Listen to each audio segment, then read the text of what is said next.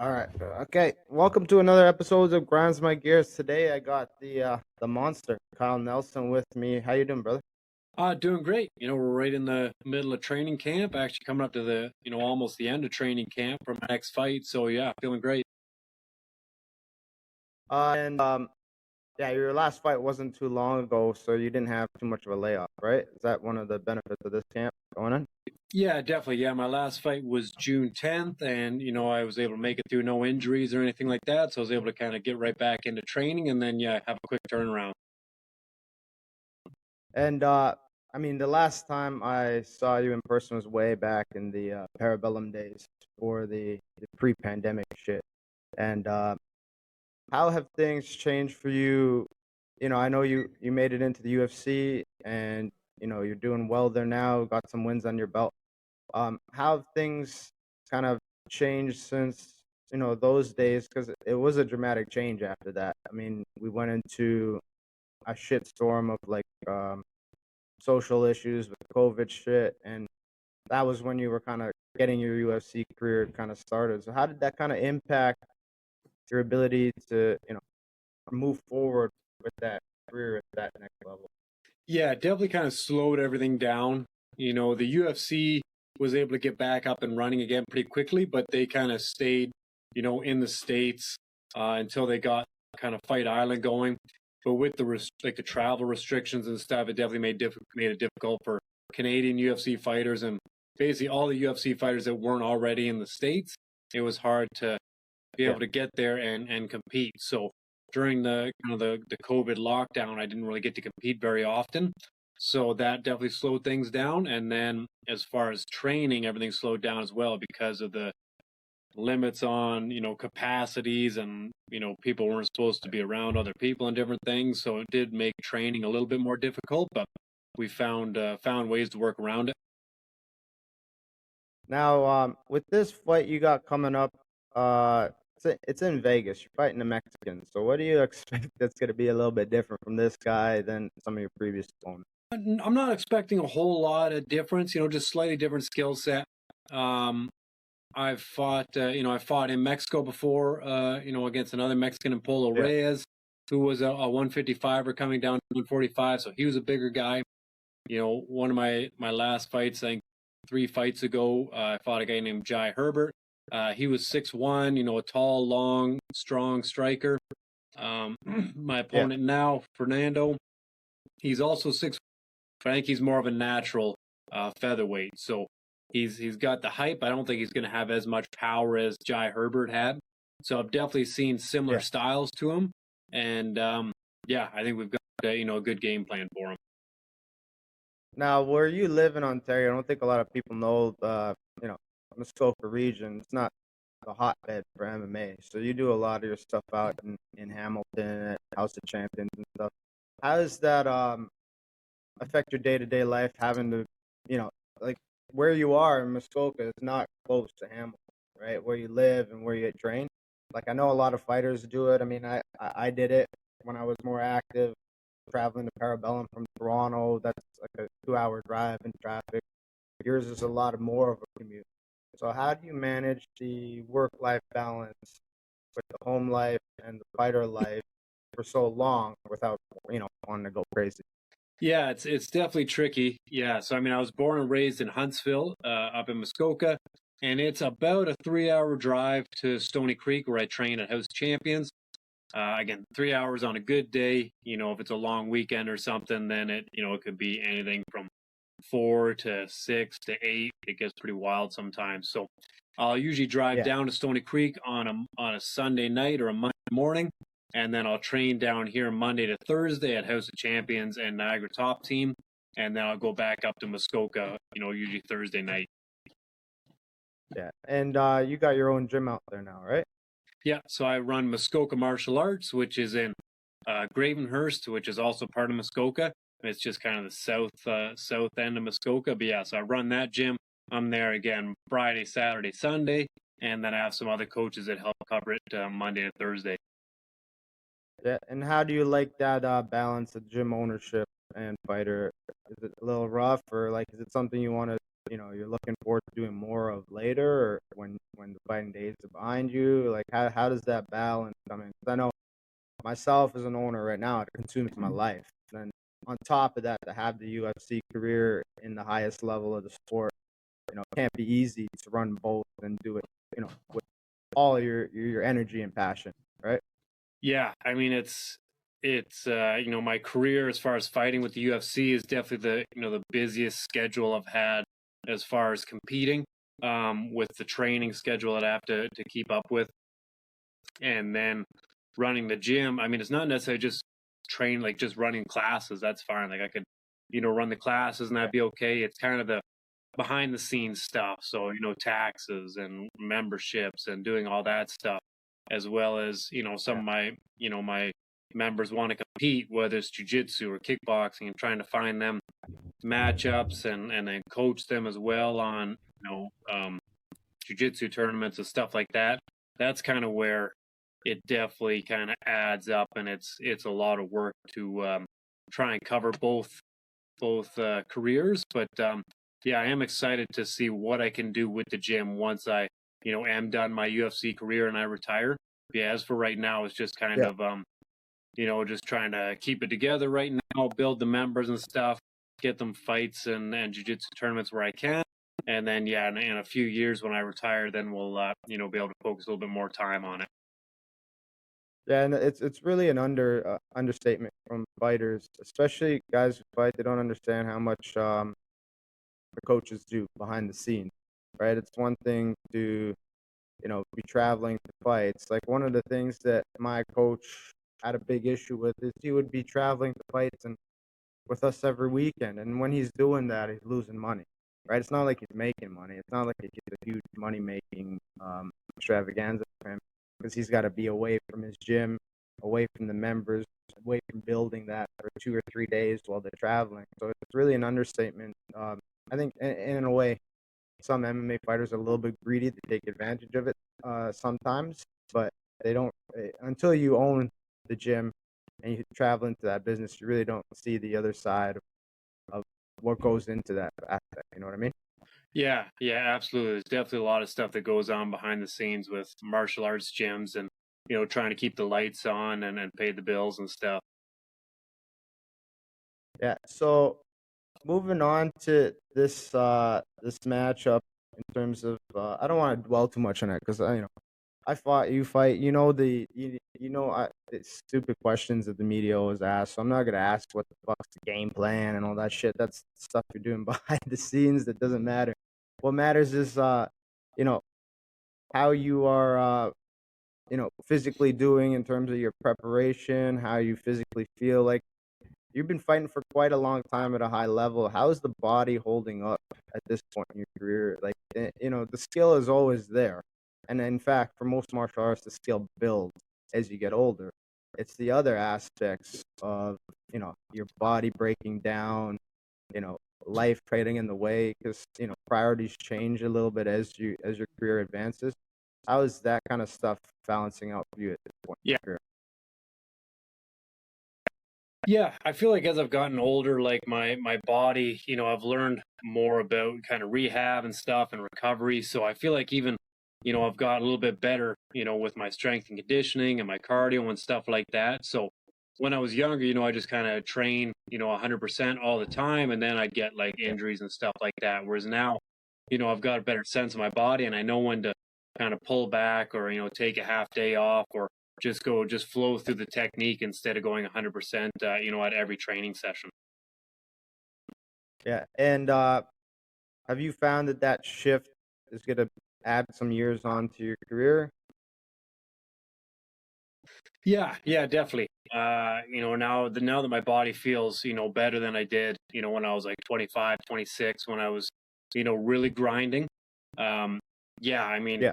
a lot more comfortable now in having a little bit of a longer career than before when I was so banged up all the time. I was like, oh boy, you almost wonder how much longer you can do it. Do you still get that it used to happen to me, it still happens to me. Do you still get that like guilty feeling where you put in like a whole hard day of training and then you're sitting around, you're relaxing, you did the work, but then you're like, "Wow, what the fuck's the other guy doing?" And then you get that antsy feeling. Like when I was younger, I used to do that a lot, and then I would get up and go train unnecessarily again. You find that that feeling's kind of gone. Like once you put in your work, you're good, or you still get those kind of antsy feelings where you feel like you gotta outwork the other guy. Yeah, no, definitely over that now.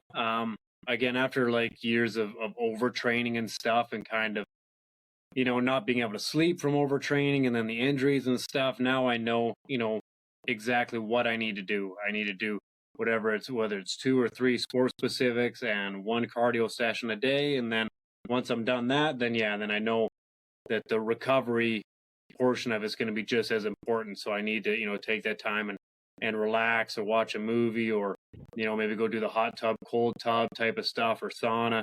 So yeah, I definitely look forward to, kind of the recovery process every day as well. Now that you've had such extensive amount of fights in the UFC, you've had a good perspective of like the difference in skill level and stuff. Now, promotion quality aside, because they're the best in terms of quality and promotion and throwing money into the shit, right?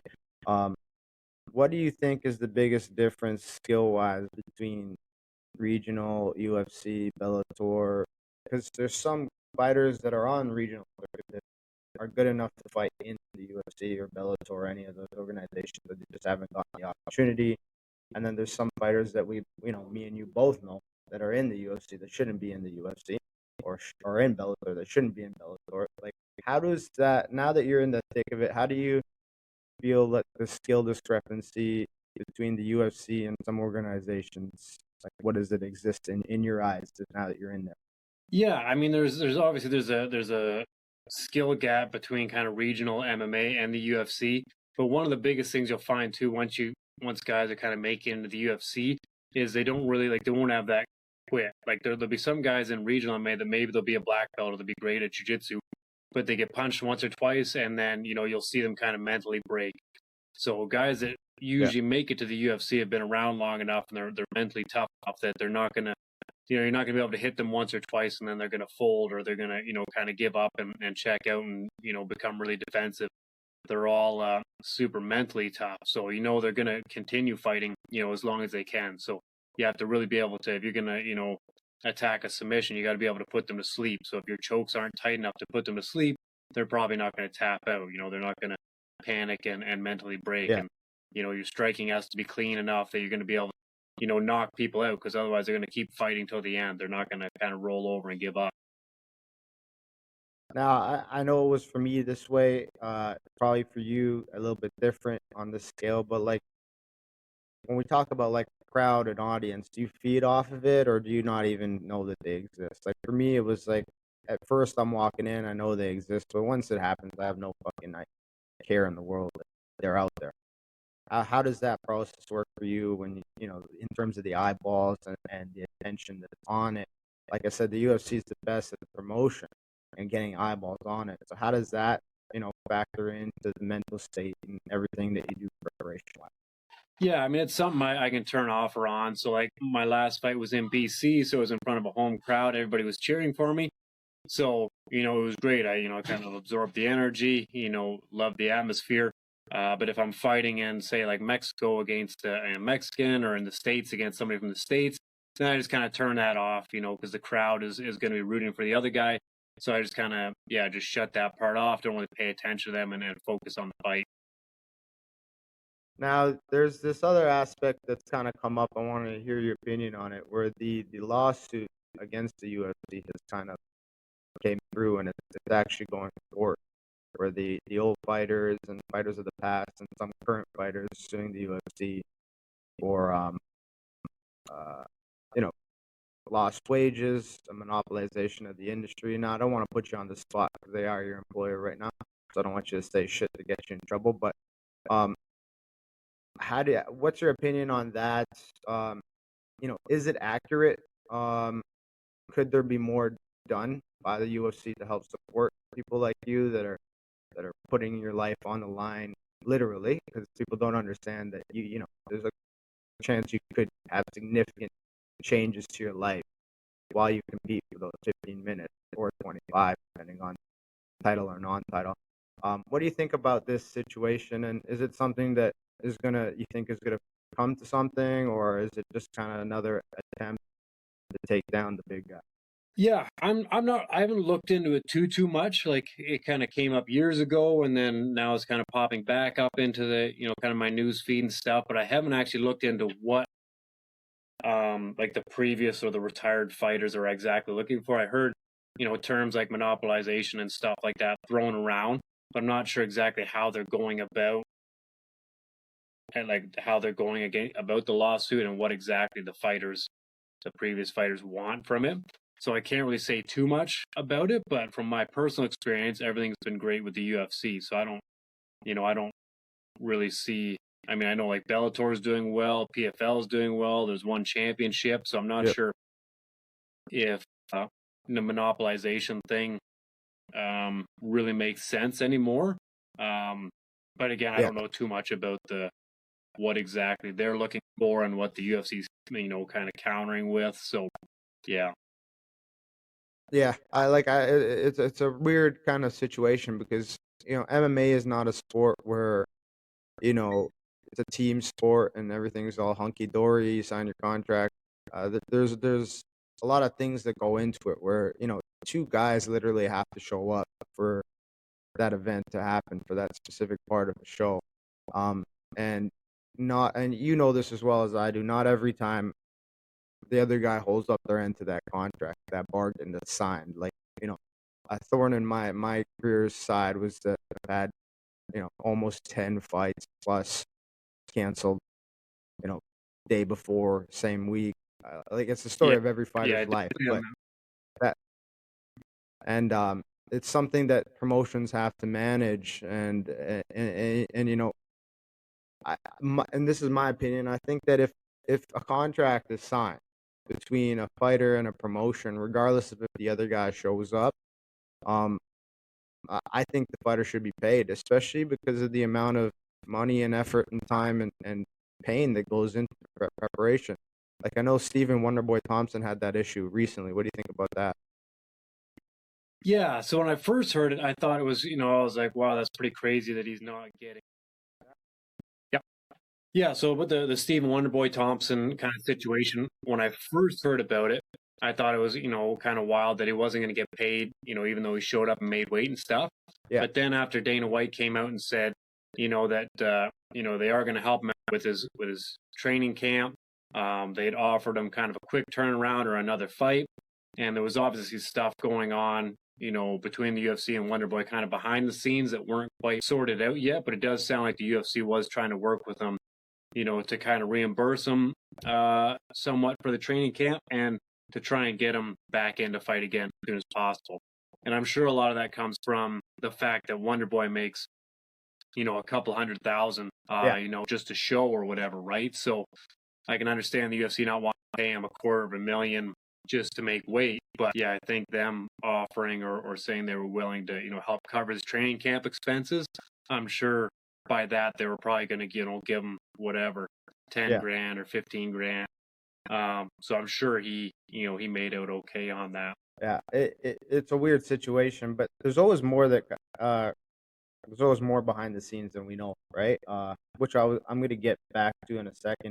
But I wanted to talk to you about Canadian MMA because, um, you know, you obviously came up around the same time I came up, and there's been a huge, what I would say, breakthrough moment for the athlete. In terms of, back in the day when we were coming up, it was just, George St. Pierre and a couple of the guys that were fighting out of TriStar. There's a few out of BC and Calgary that, made the UFC, like Dennis Tang, a few of them. But now we're kind of seeing the regional MMA circuit pick up in Canada significantly. Um, the last show that you were on in Vancouver with Jasmine and a whole lot of the guys that you train with at Niagara Top Team are doing a really great stuff in Ontario. Do you view this as a breakthrough moment for Canadian MMA? Yeah, yeah. And actually, speaking of Niagara Top Team, I'm about to go sparring there in like 5 minutes. But Yeah, yeah, I mean, it's nice to see, Canadian MMA picking up again.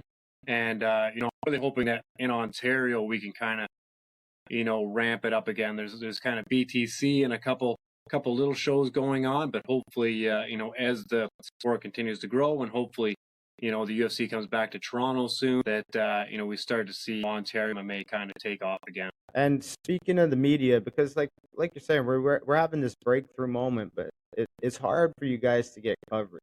Like it's hard for any Canadian news outlets to cover combat sports. Do you think it's because of some of the, like, I know you're pretty vocal about your stance on shit, and I agree with you on most stuff. Do you think it's because of the social issues surrounding, let's take an example, the feminization of men in Canada is why they're trying not to cover a sport like MMA that kind of puts that into the spotlight. You know what I mean? Yeah, I'm not really sure. Like, like we see like ESPN and stuff cover, obviously like the UFC and some of the bigger names, like you kind of see Connor everywhere and stuff like that. So I think it's coming around. And then I know, like, when I grew up, like, coming from a small town, like the paper would always put, anytime I won a fight or a jiu-jitsu tournament, they put it in the newspaper. So I think there is, some media outlets that are definitely interested in UFC and MMA. So I think, again, as long as we keep building it and hopefully we can kind of get like a Canadian star in the UFC again soon, I think that'll kind of bring everybody back around. Yeah, and I wanted to get your thoughts on Canada as a whole. Like, I know, like, I love this country. I know you love it too. But things are drastically changing here in terms of just our social output and the way things are going socially, economically, politically. But what's your opinion on how things are kind of unfolding here, and how does it kind of make it, like, as an athlete who represents your country, does it, it's hard to stay proud of the things that are going on right now. So how do you kind of put that in perspective, still be able to, go out there, represent our country on the highest level of fighting, knowing that a lot of these issues are going on? Yeah, it's pretty wild with the stuff going on from like the government kind of banning news on social media and stuff like that. Even like the story not long ago of there was one guy in Canada that wasn't vaccinated, so he didn't get an organ transplant and ended up passing away. So I feel like some stuff like that is, some stuff that we really need to kind of come together as Canadians and try to vote to change. It's obviously none of that really makes any sense. I don't think news should be censored from us, in any form. So whether that's social media or any other way. And then, I don't think, medical care should be refused to anybody, whether they're vaccinated or not. So definitely a lot of issues going on right now. And how does it affect your ability to, like, get up in the morning and want to compete when we kind of look at our country as a whole and it's a little bit of a downturn in terms of, Canadians rallying behind each other, picking each other up like it used to be, not like it is right now, where, we're so divided. Does it affect your ability to kind of, some days you just wake up and you're like, fuck, man, all this shit that's going on in this country, the downward turn it's taking, why am I even doing this shit? These people don't care about me. That kind of, does it ever creep into your mind and affect your mental state in terms of fighting in life in general? No. I've got my circle around me, my family, my friends, and my training partners and stuff. So, I don't think too much into that stuff. I gotta make money to support my family and stuff. So, I wake up every day just as motivated as I've ever been. Yeah. And like, I know you're a dad too, and raising a boy in this kind of a world. How does with all the social issues too that's going on, how does that change your perspective as a dad, and the things that you got to do to kind of keep your family on track? Yeah, like if it was up to me, I'd probably just homeschool, my kids for now, and either private school or homeschool. I think is kind of the best option right now with everything going on. But that's not really up to me right now with my sons. So But going forward, as much as I can, influence and make decisions on their behalf, I would look to do stuff like that. Yeah. Sparring right now. So Yeah, no worries, no worries. So yeah, first of all, I appreciate the time you took out of your day. I know you're busy, you got a fight coming up, you got all that shit going on. Thanks for taking that time out to do the podcast and talk to me. Just let everybody know how they can follow your career, how they can get in touch with you, that kind of thing. If there's anybody in Muskoka or that region that wants to train with you and all that stuff, let everyone know what those things are, how they can get a hold of you, all that stuff. Yeah, so I'm on Instagram, the Monster 705 _ UFC, Facebook, Kyle the Monster Nelson, Twitter, the _ Monster, and then yeah, you can come by my gym in Muskoka Martial Arts if you want to try out some martial arts if you're up there, at House of Champions down here in Stony Creek, and then we also have this my new beer called Fight Camp Light Lager. You can order it online anywhere in Ontario. Just go to newontariobrewing.com. And and it's also going to be available at a bunch of bars like Mussolini's and Phil Schuler's in Stony Creek, the River Bowl in Berks Falls. So yeah, make sure you check it out. Yeah, nice. I didn't know you were getting in the beer game. Huh? That's a good. That's a good. Well, especially like Bud Light lost a lot of market value, so it's a good way to slip in there and take some of that market share at the same time. Learn from some of the mistakes Bud Light make. Don't make some of those mistakes. Yeah. This one's got a real man on the can. All right, man. So I'll let you get to sparring. Good luck on in September. We'll be watching. We're rooting for you. I know like Canadian MMA is ticked up, and so every time I see a Canadian competing at that high level, I'm always proud to see you guys doing that because it's really big for the country. It's really big for our sport and martial arts in this area in general. So I just want to say thank you for not an easy life. A lot of people understand it's not an easy life. So for putting yourself out there, for doing it, and for representing Canada the way you do, with class as well. It's something that's lost in the sport as it evolves. You know what I mean? So thank you for doing that. Appreciate it. Yeah, thank you. And yeah, we'll talk soon. All right, man. Take care. Thanks, brother. Appreciate it.